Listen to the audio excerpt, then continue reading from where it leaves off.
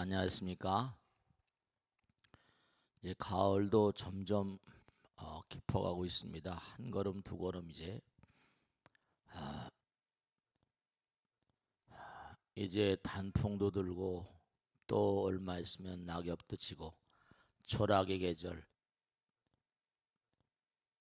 사람들은 낙엽이 지는 계절이 오면은 뭔가 마음이 좀 이렇게 달라진다고 할까요? 우울해진다고 할까요? 세월의 흐름 따라서 자기도 흘러가는 거니까. 그런데 아, 우리가 매일매일의 삶을 살면서 흘러가는 계절을 무시할 수는 없죠. 근데 사람들이 꼭 하나 생각해야 할 게 뭐냐면 이 흘러가는 계절 따라서 내가 어떻게 살아갈 것인가 하는 것을 다시 한번 생각해보는, 가을은 독서의 계절이기도 합니다만은 다시 한번 그렇게 생각해보는 그런 시간을 갖는 것도 중요하겠다. 특히 뭐냐면 9월, 10월 계속의 생전 예수제라고 해서 끊임없이 미리미리 갈고 닦는, 지혜와 복덕을 갈고 닦는 그러한 숭고한 어떤 그런 그 작업이 우리의 삶 가운데 펼쳐지는 계절인데요. 제가 어느 날 강의하다 그런 말씀을 드린 적이 있습니다. 실제로 있었던 일이죠. 뉴욕에서 있었던 일이라나 그런 일인데 보도에도 나왔던 얘기입니다만 어떤 책에도 나와 있고, 길거리를 치우는 환경미화원 얘기입니다. 그 뉴욕의 거리가 얼마나 지저분하겠어요. 사람들이 수도 없이 지나다니고 정말로 쓰레기가 얼마나 또 많이 나오겠습니까? 별의별 사람들이 다 사니까. 근데 그 환경미화원이라고 그러죠. 환경미화원 가운데 항상 싱글싱글 웃으면서 밝은 웃음을 띄우면서 그 청소를 하는 그런 환경미화원 청소부 아저씨가 있었답니다. 사람들이 그 지저분한 걸 치우고 하니까 얼마나 측은하기도 하고 참 불쌍하다 이런 생각이 안 들겠습니까? 그리고 그 환경비원이라는 직업이 귀천없지만은 굉장히 소중한 그런 직업이긴 하지만은 사람들이 보기엔 또 그렇지 않은 점도 있지 않습니까? 근데 항상 싱글싱글대고 밝은 웃음을 띠면서 일을 하는 모습을 보고 한 사람이 물었다는 겁니다. 음? 그 일이 그렇게 즐거웠냐고, 어렵게 힘든 일 같은데. 그랬더니 그 질문에 대해서 그 환경미화원 청소년 아저씨가 그랬다는 거 아닙니까? 나는 지구의 일부분을 청소하고 있습니다. 그러니까 질문한 사람이 너무 머쓱해지는 거죠. 지구의 일부분을 청소하고 있다. 네. 우리가 세상을 살면서 행복이라는 단어를 많이 쓰거든요. 행복이라는 건 과연 무슨 돈을 많이 벌고 재벌이 되고 대통령이 되고 높은 벼슬에 올라가고 그런 것만이 행복을 가져오는 중요한 그런 바로미터가 아니고, 이렇게 생각에 따라서는 길거리를 치우는 청소년 아이씨의 마음 가운데도 그런 마음들이 들으실 수가 행복한 마음이 들으실 수가 있거든요. 그러니까 우리가 삶을 도모하면서 어떻게 살아갈 것인가, 관점이라는 게 참이 인생을 살아가면서 이 관점이라는 게 정말 중요하거든요. 음. 불교에서는 뭐라고 합니까? 우리가 반야신경 매일같이 독경하는 반야신경에도 무안이비설신이 무색성향미촉법, 무한계 내지 무의식계 이러지 않습니까? 안이비설신으로 대상을 이전하는 것을 우리가 감각작용이라고 하잖아요. 감각은 상대성이 있어요. 감각이라거나 감정, 에고, 이러한 세계에는 말이죠. 이러한 세계는 영원성이 없죠. 항상 이기심은 악덕이고, 그러니까 감각과 감정을 쫓아나가다 보면 어떻게 된다고 그랬습니까? 항상 우리의 마음은 난파할 수밖에 없습니다. 왜냐하면 영원하지 않으니까요. 그래서 제가 어느 날 강의할 때 그런 얘기 했습니다. 네가 막 화가 나고 짜증낼 때, 화가 나고 짜증내는 거기다 자기를 띄워버리면 안 된다. 그럼 난파하고 말죠. 난파선이 돼버립니다. 그러지 말고 화나는 마음을 물끄러미 지켜봐라. 짜증나는 마음을 좀 지켜봐라. 감각과 감정과 에고의 나를 띄우지 말고 지켜보는 마음의 자세. 그럼 어떡합니까? 그게 얼마 지나지 않아서 가라앉을 수 있습니다. 잠잠해지죠. 내가 분기탱천해서 싸우고 화를 내고 짜증을 내고 이래버리면, 거기에 내 몸과 마음을 띄워버리면 이게 정말로 문제가 더욱더 어려워지는 거죠. 지켜보는 나, 부처님의 나죠. 우리가 삶을 살아가면서 눈에 보이는 세계는 전부 다 무너지는 세계고 영원하지 않습니다. 그러니까 자꾸만 여기다가 나의 감각이라거나 감정이라거나 이기심, 에고에다 자꾸만 마음을 줘버리면, 그러면 결국 이 세상에 자꾸만 탐닉하다 보면 고통을 서로 자초하는 거예요. 고통을 서로 자초합니다. 남편이 뭔가 짜증을 내고 화를 내고 그러면 당신은 뭐가 잘났다 그러는 겁니까? 이렇게 해버리면 그건 싸움이 되잖아요. 한 걸음 뒤로 물러서서 뭔가 내가 뭔가 하여간에 남편이 뭔가 불만스러운 점이 있는가, 자기를 한번 돌아보면요, 거기선 뭔가 새로운 세계가 열리죠. 그 관점이라는 게 참 중요합니다. 예전에 그런 얘기도 있었잖아요. 어느 속공이 말이죠, 돌을 쫓고 있는데 다른 속공들은 힘들어서 어쩔 줄 모르는데 똑같은 얘기입니다. 당신은 그렇게 힘든 일인데도 즐거운 마음으로 하고 있는 것 같습니다. 그때 뭐죠? 나는 하나님 아버지가 계시는 성전을 지금 만들고 있습니다. 이랬다는 것 똑같은 겁니다. 관점이에요. 환경, 면역이나 석공력이나 우리가 어떤 관점으로 인생을 사는가에 따라서 행복과 불행이 마음 가운데 있습니다. 생전 예수제 같은 것도 마찬가지고, 미리미리 내가 공덕을 좀 짓자. 항상 그때 가서 난리칠 게 아니라 미리미리. 이 10월 달은 뭔고하니 여러 가지 행사가 참 많이 있습니다. 뭐 바자회도 있고요. 국영사에 또 사경봉안대법회가 10일인가 또 있다고 그랬죠. 10월 10일인가. 합동 천도제도 있고요. 생전 예수제가 계속 초대서부터 들어 있습니다. 10월 달에는 행사가 많은데, 제가 지난번에 어떤 모임에 가니까 어떤 그런 고참 보살님이 그러시더라고요. 자기는 옛날에 교회를 다녔는데 미션 스쿨도 나오고, 그 당시에 정말로 여러 가지로 결혼해가지고 여러 가지로 그냥 막 마음이 답답하고 갑갑하고, 가정에도 뭔가 해간에 불만족스럽고 그랬는데, 그때 우연히 어느 날 친구 따라서 능인불교대학을 한번 왔었다는 거죠. 그런데 그때 그런 얘기를 들었다는 거죠.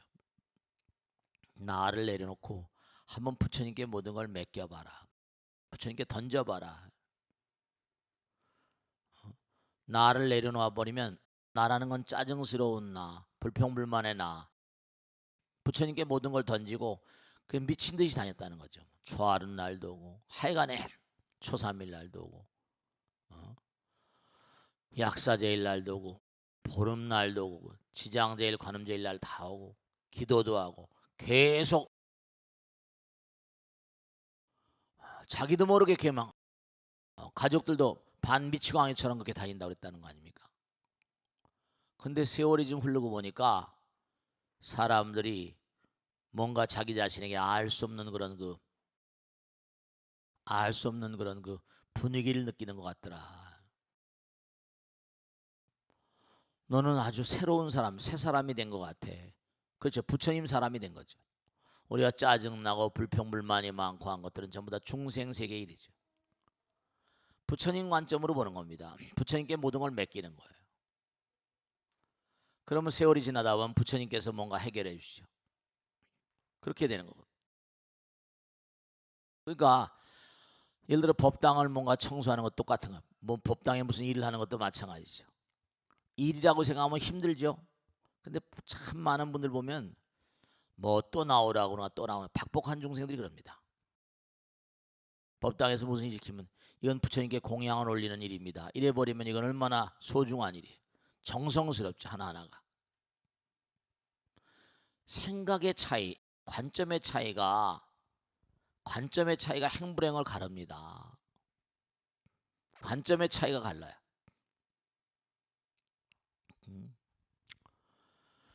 그러니까 한번 가만히 보세요. 우리가 무슨 일을 할 때 보면 사람들은 말이죠. 그렇게 물어봅니다. 그 하는 게 쉬우냐 어려우냐, 가능성은 있냐 없냐. 그런 중생들을 우리는 뭐라는 거니? 하근기 중생이라고 합니다. 하품 인생들이죠. 그들은 how 어떻게만 자꾸 물어요. 그런데 중요한 건 상근기 중생, 이른바 말하면 상위 개념의 그런 존재들은 그렇죠. 뭔가 이상을 생각하고 뭔가 생각을 하는 게 말이죠. 나는 지구의 한 구덩이를 청소하고 있습니다. 나는 성당에 추춧돌을 놓는 돌을 깎고 있습니다.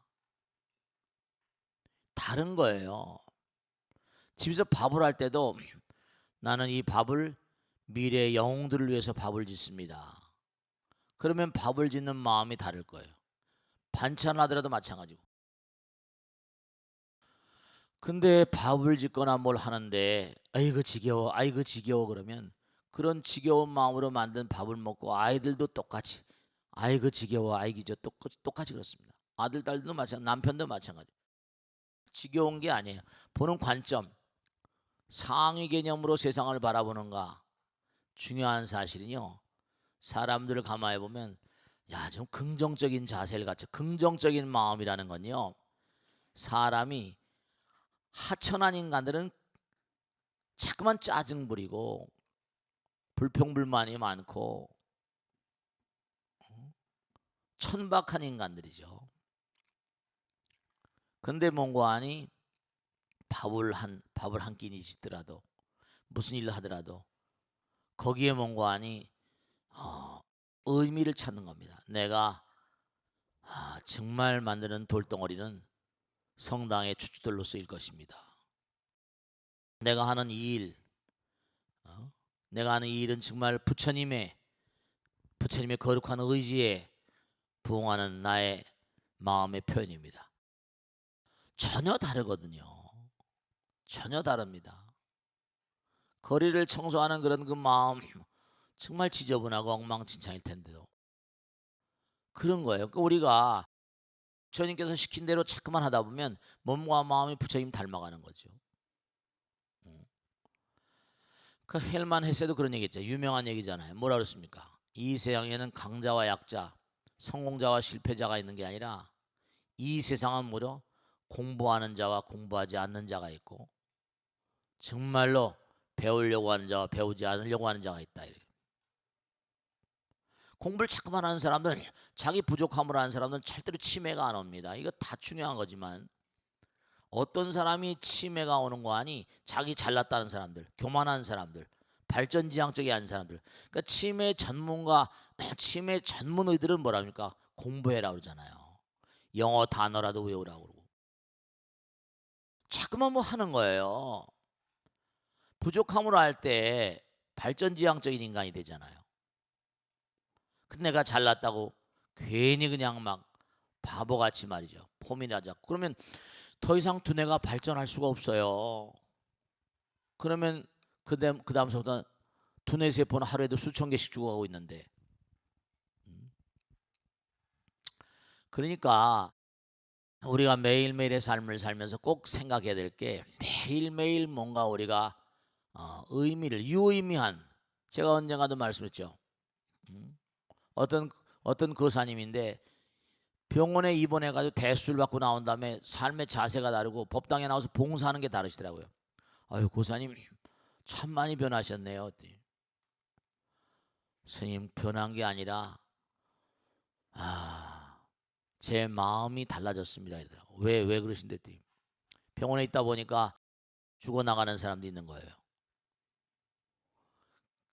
내가 생각해 보니까, 가만히 생각해 보니까 그들이 하루라도 더 살고 싶어서 발버둥을 쳤는데, 내가 지금 살고 있는 날이 어제 죽어간 사람이, 정말로 어제 죽어간 사람이 그렇게 갈구하던 하루라고 생각한다면 오늘 하루가 정말 새롭지 않을 수가 없습니다. 이렇게 얘기하시더라고요.